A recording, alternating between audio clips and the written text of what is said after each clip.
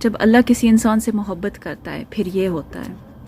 ابو ہریرہ نے کہا کہ حضرت محمد صلی اللہ علیہ وسلم نے فرمایا کہ جب اللہ کسی انسان سے محبت کرتا ہے تو پھر وہ جبریل کو بلاتا ہے اور اس کو کہتا ہے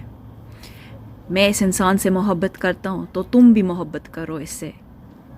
پھر جبریل بھی اس انسان سے محبت کرتا ہے اور پھر جبریل جنت میں ایک اعلان کرتا ہے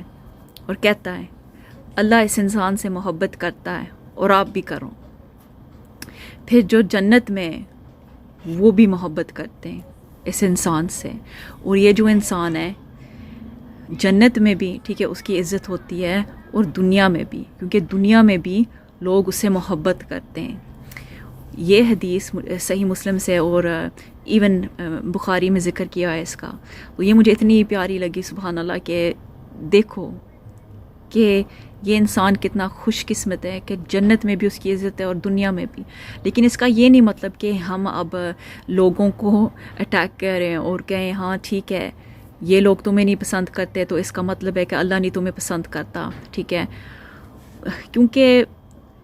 کچھ لوگ بہت اچھے بھی ہوتے ہیں اور لوگ ان کو تہمتیں لگاتے ہیں، ٹھیک ہے، اور وہ اللہ کے پیارے ہوتے ہیں، وہ اکیلے ہوتے ہیں، کھڑے ہوتے ہیں اور زیادہ لوگ ان کے خلاف ہوتے ہیں۔ اس کا مطلب یہ تو نہیں ہے کہ وہ اللہ کے پیارے نہیں ہیں، کیونکہ ان پہ تہمت لگی ہے۔ تو پھر یہ سچویشن ہم ہر کیس کے لیے نہیں کہہ سکتے، یہ اللہ کے اور اس انسان کے درمیان ہے۔ یہ جو چیز ہے ہمارے پاس وہ اجازت نہیں ہے اس انسان کو کہنے کے لیے کہ دیکھو یہ لوگ تمہیں پسند نہیں کرتے تو اس کا مطلب ہے اللہ تمہیں پسند نہیں کرتا۔ یہ بس اللہ جانتا ہے اور ہمیں یہ چیز اللہ پہ چھوڑنی چاہیے۔ لیکن کتنی خوبصورت چیز ہے،